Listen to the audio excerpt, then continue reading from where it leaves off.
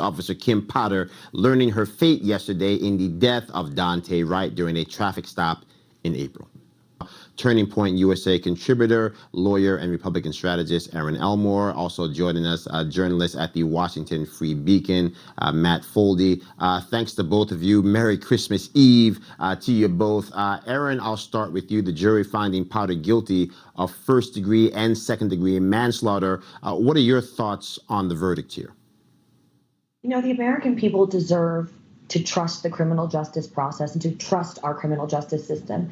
In this case, honestly makes it difficult to do so. By all accounts, Potter was an excellent police officer with a great record, engaging in an appropriate stop. At worst, this was negligence. So it's really sad and it's really hard and it's really unfortunate for everyone, but I do not believe that justice was served in this instance.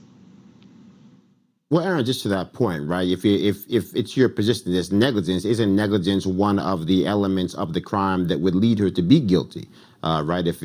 If one of us were to shoot somebody accidentally on our front lawn and say we thought it was our taser, we probably would be held accountable. Is that not maybe on par with that, or what's the legal perspective from your vantage that you think leads to her perhaps being dealt the raw hand here?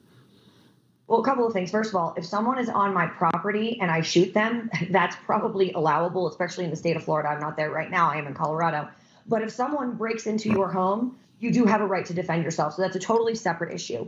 But as to negligence, that's not what she was charged with.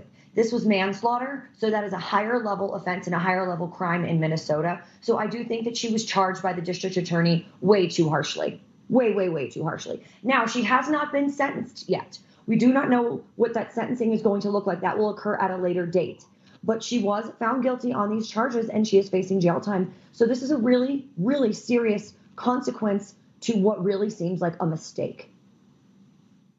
Right. Now, Matt, I want to get you in on the conversation here. Do you think that defense will, one, appeal? Number two, what do you think of their approach? It seemed to me as if they wanted to put the deceased on trial, which in many ways, I think the sole purpose of the case, at least from a defense standpoint, should have been, were her actions criminal? The state attorney general of all people, Allison, maybe said it best. She's going from being from a heralded profession to being basically in a criminal institution. He didn't wish that on anyone. I don't think anyone wishes that on anyone.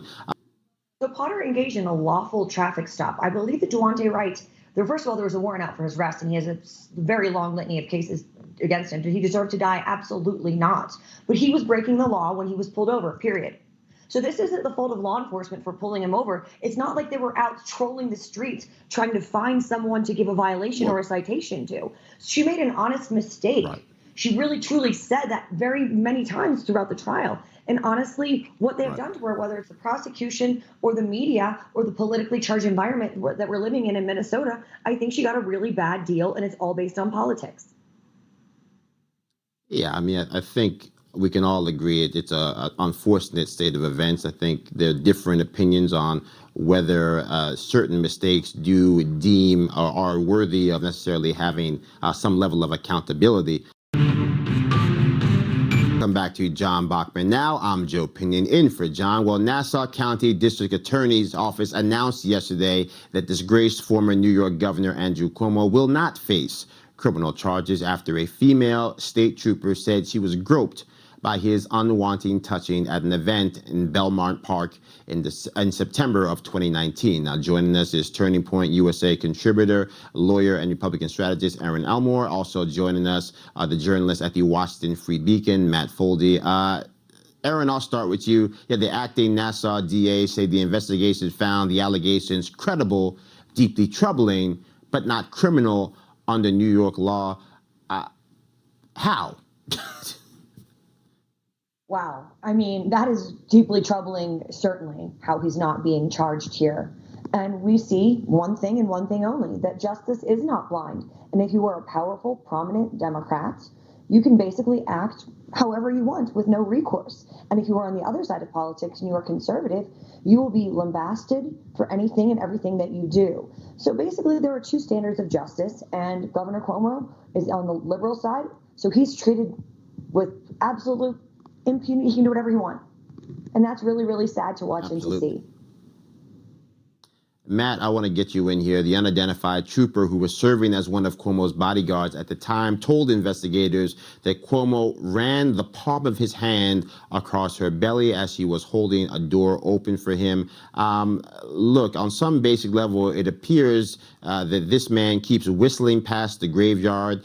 Great question. And when I first saw we were talking about a Cuomo who was going to escape justice, I was wondering if we were talking about Andrew or Chris Cuomo. Just starting, you've seen that this has forced resignations at Time's Up, at university systems in New York State. It obviously racked CNN with his brother and Jeff Zucker, forcing the other Cuomo to lose his job. So I think. And the swimmer Leah Thomas, who recently broke records in a women's competition, has the same advantages that doping provides other athletes. Erin, I want to come to you because that, to me, I think is the sentiment that a lot of people, whether they were scientific experts or not, suspected, right? That if we understand that the testosterone levels are different, the estrogen levels are different, that when you have people who have a different physiological makeup than the competition, there has to be on some basic level, some level of advantage that is conferred.